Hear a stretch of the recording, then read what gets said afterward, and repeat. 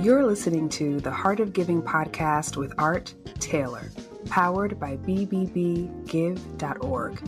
Here we explore the motivations that form the basis of giving and service. We inspire generosity and celebrate the transformative effects that giving and service have on the human spirit and on community. The conversations featured on the podcast also uncover giving strategies that educate and provide tools to help listeners make impactful gifts of both their time and money. We hope you enjoy this episode. This is the Heart of Giving podcast, powered by bbbgive.org. Give.org is the nation's standards-based charity evaluator, and it's your one-stop source for information on giving and reports on the most asked about charities. I'm Art Taylor. Today, my guest is the CEO of World Neighbors, Kate Schecter, and I can't wait to talk with her about her fascinating life working in continents around the world to make change. Kate, welcome to the Heart of Giving podcast. Thanks so much for having me, Art. Kate, tell us a bit about World Neighbors and the work that you're doing in so many different continents now. World Neighbors is a 73-year-old organization. It was founded by a man named John Peters, who had been a chaplain during World War II and had been stationed in the Philippines, and he had never seen the kind of poverty that he witnessed while he was there. And he said to God, in a very difficult moment, if I make it home, I really would like to address this in some way in my lifetime. And then he came back to the States and life kind of took over. He got a degree at Yale in divinity, and he became a pastor, a Methodist pastor, and he was invited to speak as a guest, give a guest sermon at St. Luke's United Methodist Church in Oklahoma City, where he was teaching. And he went off his script and he started talking about his experience during World War II. And he said to the congregation, I think that there are ways in which we could be helping people that we're not doing yet. He was way ahead of his time in terms of, and so anyways, that's our kind of foundation story. We are not a faith-based organization, although we did originate in this sermon in a church. And what I like to tell people is we're all extremely spiritual. We take our work to heart, and when we're in these many countries with many different religions, we find that the people that we're working with are as spiritual as we are. Well, wait, tell me more about this. He was way ahead of his time. I like people like that. Tell me more about that. He understood in 1951 how important it is not to give things to people, but to help them to help themselves. He understood the importance of the dignity of every human being, even the poorest of the poor, and that when you hand them a fish, they never learn to fish themselves. And that is really the core of the entire methodology. I'll tell you, Art, at times it's not that easy. People offer us all kinds of fantastic in-kind donations. They've got medicines they want to send overseas. They've got equipment, etc. We do not hand out anything. And that has actually been a little bit of a challenge at times when there is a disaster. So we call ourselves a long-term development organization. We're there for a long time. We are looking for sustained impact that will last in perpetuity. And we're not the sort of jump in during an emergency humanitarian aid kind of people. I think there's an important role for both kinds of organizations to play. However, there have been times where I have had to allow us to be more of a humanitarian aid organization because our communities have been hit by a very extreme natural disaster. The first time it happened to me was a year into the job. I had just been in Nepal, and then they had a terrible, terrible earthquake a few weeks after I came home.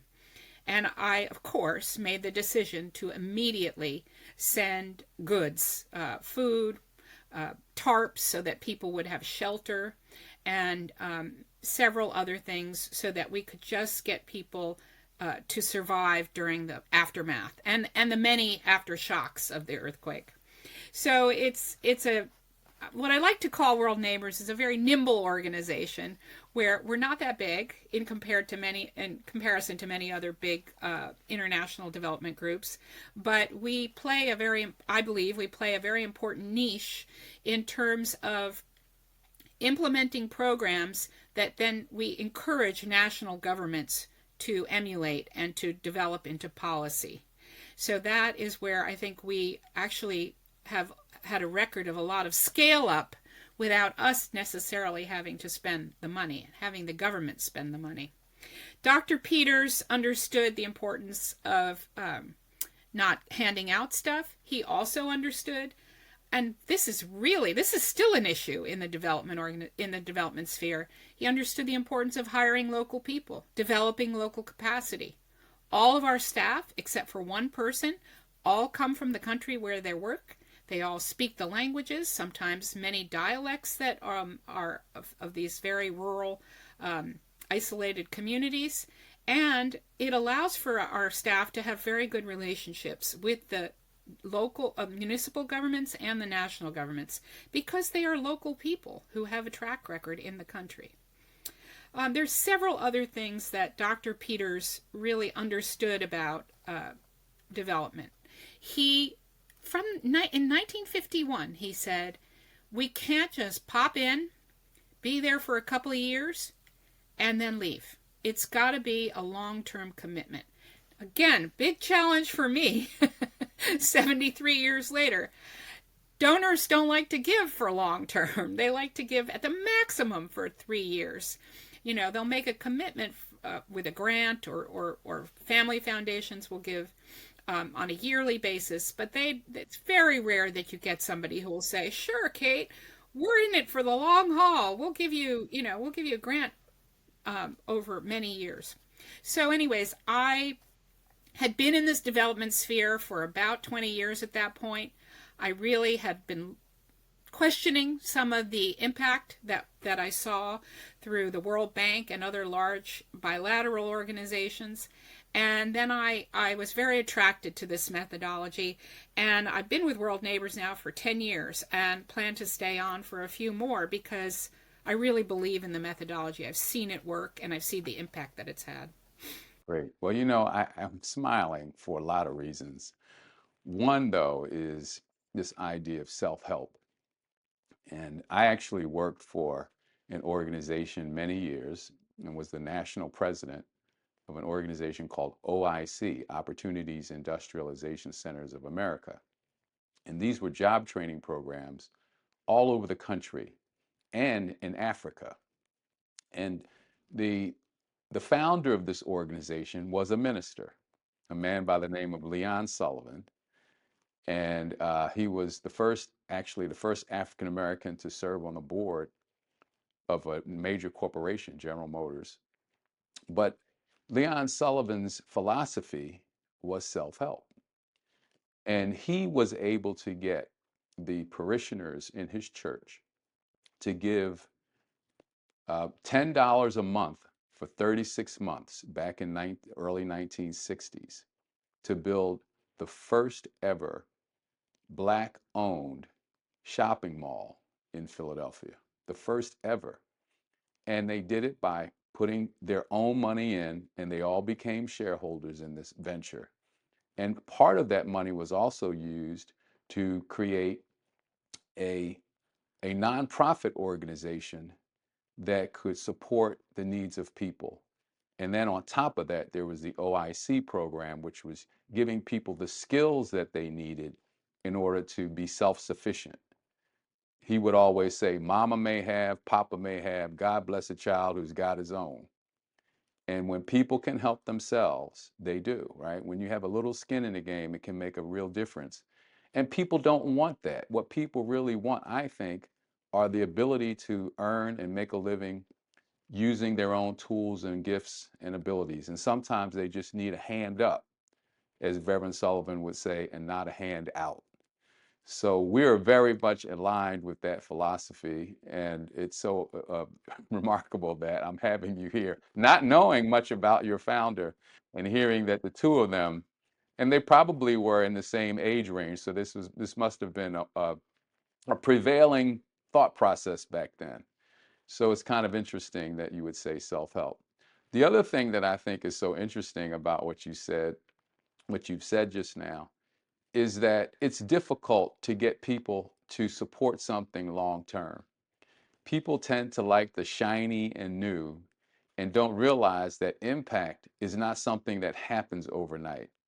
It takes a long term commitment to an idea, to a thought. You got to work it. Sometimes the things that you're trying work, sometimes they don't. You got to keep experimenting until you find those things that work, and then they work for a while, and you got to change to something else. But if you're going to be successful, it takes a long-term commitment. And we do find that funders get this fatigue. They want to find something new to engage in. And it makes it very difficult for organizations that are like yours committed for the long term. And the third thing I want to say is it's so great to see that you're sticking to your values. You have clarity around what your values are organizationally. And it's not to be a flash in the pan. It's not to come in and make something happen for a short period of time. Although there's nothing wrong with that. I'm supportive of organizations that do that too, because sometimes people just need a spark. But what your commitment is to be there long term, and you're sticking to that all of these years, even though the temptations are to do something different, even though it could be easier for you to raise money and do other things if you change. So I am really impressed by that, and I'm holding those ideas up because other organizations that are in transition right now who are trying to figure out, do we change because of the money and do we do different things? Your mission has not drifted. And I commend you on that. And sometimes, maybe it's better some of us go out of business. I hate to say it. Then I'm not saying that's going to happen to you. But, if you came here to do something and that something either is not doable or it's going to take a lot more energy and effort than people have the will to put forward, then maybe it's time to move on. But that's clearly not where you are. Where you are is where you're doubling down on it. You say you're going to find this money. Let's talk about that. Let's talk about how you go about getting the support that you need in this really tough funding market. Well, just one thing I want to say about one of the things that you pointed out. So it's just fascinating to me to hear your story about the work that you were doing, and the story about the $10 a month from each congregant. Yeah. It just reminds me of something that we do. That I'll be honest with you. At the beginning, I was a little skeptical, coming from these big, huge organizations with tons of money. I come to World Neighbors, and I'm told, well, we don't do anything that has to do with microfinance. We're trying to help these very poor. I've neglected to tell you that we only work in very rural, isolated communities around the world. We work in 14 countries in Asia, Africa, Latin America, and the Caribbean, in Haiti. And in all of those countries, we do something that's called savings and credits, where we help the communities to form small groups of people, and they each pitch in a little bit of money, either every week or every month, and they save their money together, and then they loan to each other at very low interest.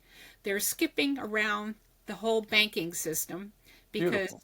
banks you can still get in debt to a bank even if it's a small loan.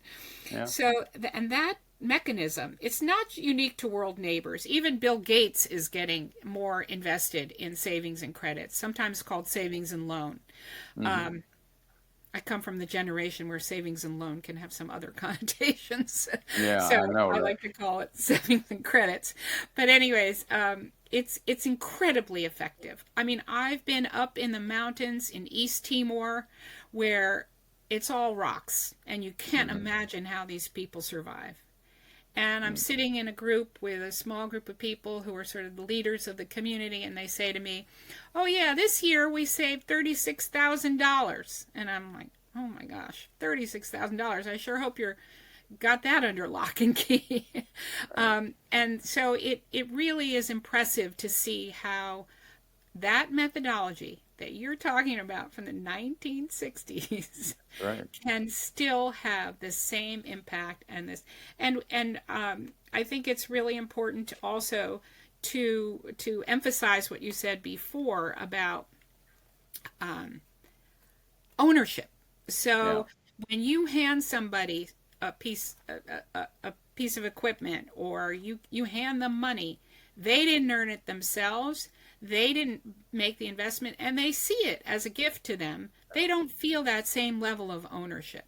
And Yeah. unfortunately, most of us in the development sphere have gone overseas and seen discarded donations. I used to Hmm. work in healthcare. I saw in parking lots tons of discarded furniture, beds and other types of medical equipment that, for whatever reason, didn't work in that country, and so they just chuck it.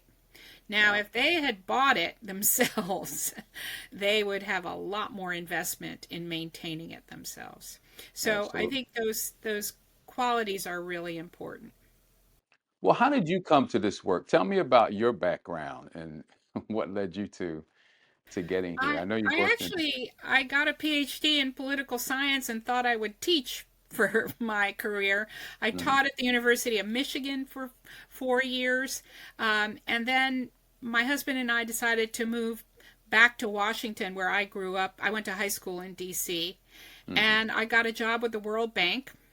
And right at that time, my specialty was, and well, I still follow the former Soviet Union and the former republics, and the World Bank was just starting to do a lot of work in that part of the world, and my dissertation was on the Soviet healthcare system. So I got involved in healthcare development over there, and I worked in Washington for almost 20 years in the development sphere. I worked for a nonprofit there.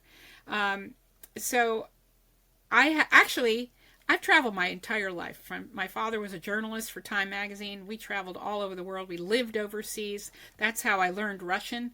I was my siblings and I were the first American children to go to Soviet public school Wow. during communism. Um, and then I got this recruitment letter that they were looking for a CEO for World Neighbors, and none of the countries where they worked had I ever visited. Well, they're not countries you go on vacation to. I mean, Right. I mentioned Haiti, but there's several others that we work in that are pretty, poor and difficult places. I've loved traveling to these countries. I think one thing I want to mention, Art, is that when you go to Kenya and Tanzania and Uganda and Burkina Faso, you realize that on a day-to-day basis, people are living their lives. When you read about these countries in the paper, you think that there's a crisis every minute. I just took a small group of people to Kenya and Tanzania last summer to see our programs, and the parting words of our staff were, "Go home and tell people how well we live here. That what they read in the paper isn't what the way that the quality of life for us. We are living good lives." And I think it's really important to emphasize that. Well, I've been to Tanzania. I've been to Tanzania, and I keep saying to my wife, we've got to go back because it is Incredible. unbelievably Yeah. incredible and beautiful. And if you go out into Zanzibar Island, where the Indian Ocean is, it's just remarkable, and it's such a lovely place to spend some time. So yeah, I would completely agree. People don't understand, No, and the no. lifestyle is different, but it is not necessarily worse. It's Right, different. Yeah. right. Absolutely. Yeah. Well, I wanted to ask you too about your connection to the nonprofit sector in general, because some of the things you mentioned brings up some of the concerns that we're seeing around fundraising.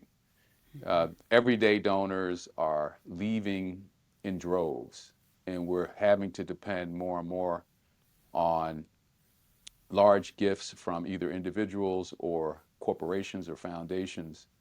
I know your organization does a little bit of both. How are you able to sustain that? How are you able to connect with your donors in a way that they stick around and they remain members and supporters of what you're doing?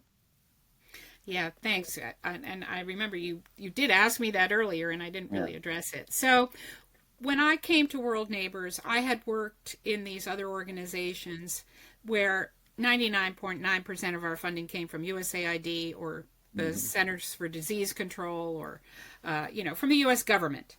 And Mm-hmm. I told them that we needed to be careful not to fall into that trap Mm-hmm. because then you're at the mercy of whatever happens in the government. So I have encouraged some uh, uh, applications to USAID, and we've been very, Mm-hmm. very, very lucky. We've had several, actually, ever since I came to World Neighbors, we've had grants from USAID, but only in a couple of different countries, so that we're not sort of, falling into that trap. Yeah. We also have had a lot of corporate support. At the moment, we have several grants from the Starbucks Foundation. We also have quite a few family foundations in Oklahoma and in Texas and in California, places that are not that close to the East Coast, Right.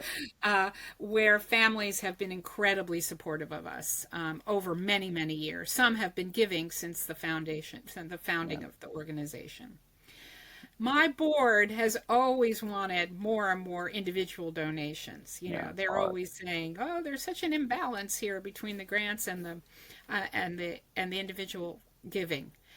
That is a challenge for It's all. hard. I think all nonprofits right now. And I think that if you look at the trends over many years, right before an election, people are scared. They're worried. They're not giving at the same level that they will give.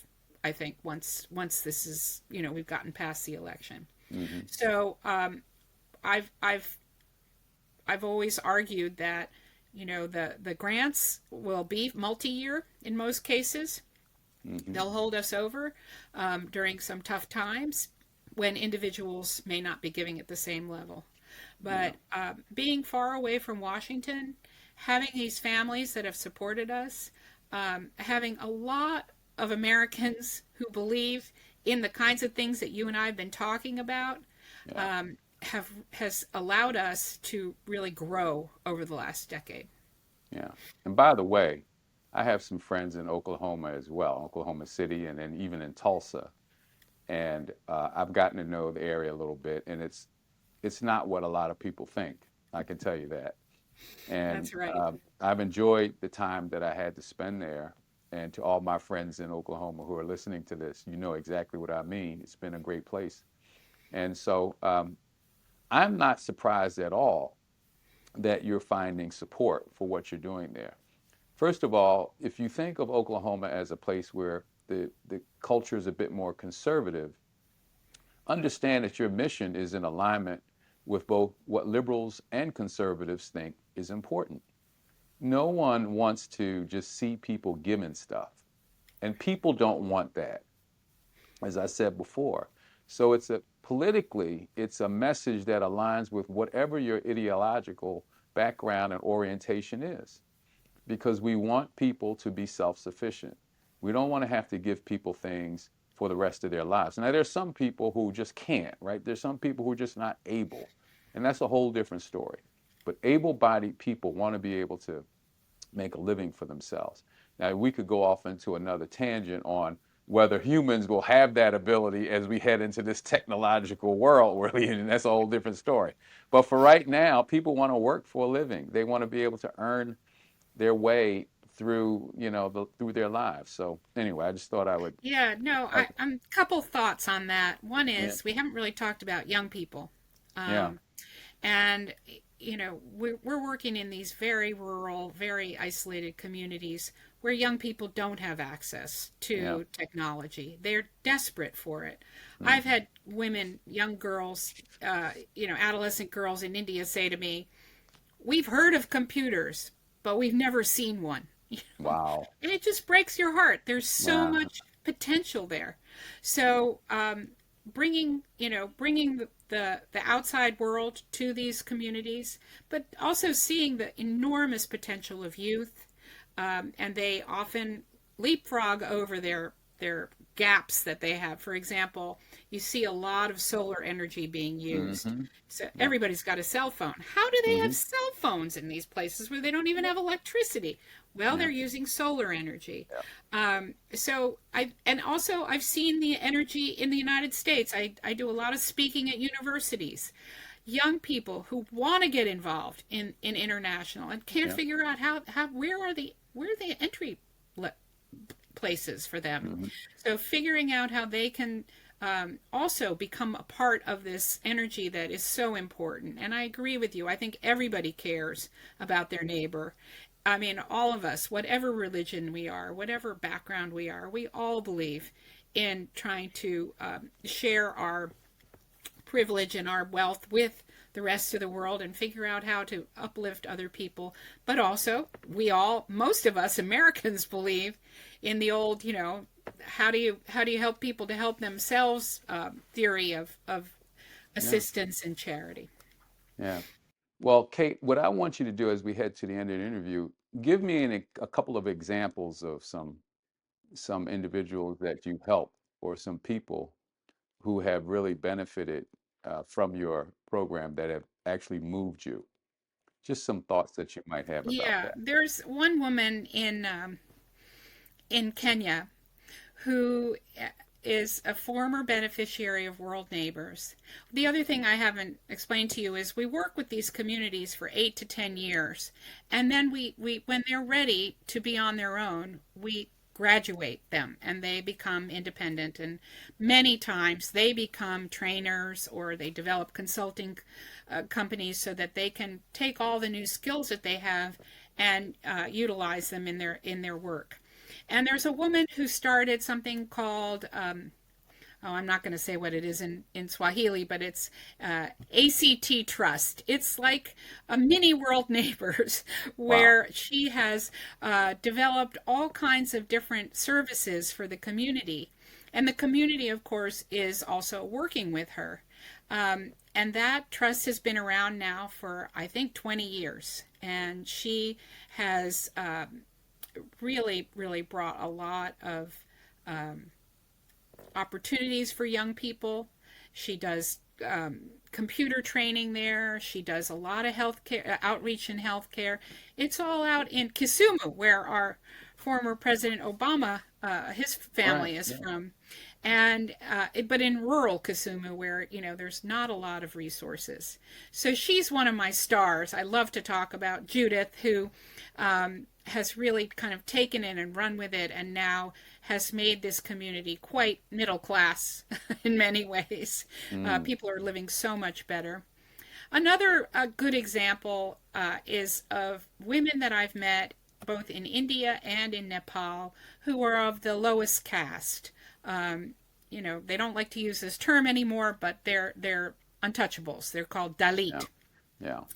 And through our programs, we help women to get over this bias about each other. So we force different caste levels to work together. And if they want to be part of the savings and credits, they've got to just all work together. And I've had several women come up to me and say, I used to be an untouchable and nobody would come near me. My children were also of the lowest caste. And now, through this work together, I'm a thriving farmer. My children are at university. So, overcoming, of course, the whole caste system is illegal. They're not supposed to, you know, maintain these kinds of different levels of opportunity for people. But as you know, what is in the law and what is actual are two very different things. Very different thing. And so being able to help all of them to work together, get it past their different religious differences, their different caste differences, has been really inspiring for me. Well, Kate, listen, I want to thank you for joining me on the show today. And I wish you all success with the work you're doing at World Neighbors. Thanks so much for having me. Some people may not know about the show, so I want to just put out there that this is a weekly podcast, and you can get a new episode every Tuesday where we're talking with someone amazing like Kate, who's doing incredible work around the world and has an amazing story to share with us that you can take away from and maybe amplify what you're able to give back to society. So I just want to thank you for listening. Kate, thank you for joining me. And I hope we'll see you back here again next week. You've just listened to the Heart of Giving podcast with Art Taylor. Be sure to tune in next time for a brand new episode. To listen to our other interviews, visit heartgiving.podbean.com. That's heartgiving.podbean.com. Subscribe to our show on major podcast platforms. The thoughts and opinions expressed on this podcast are the views and opinions of the guests, not those of the BBB Wise Giving Alliance or program affiliates. This podcast is for information and educational purposes only and is copyrighted with all rights reserved. This podcast is protected by Podbean's terms of service.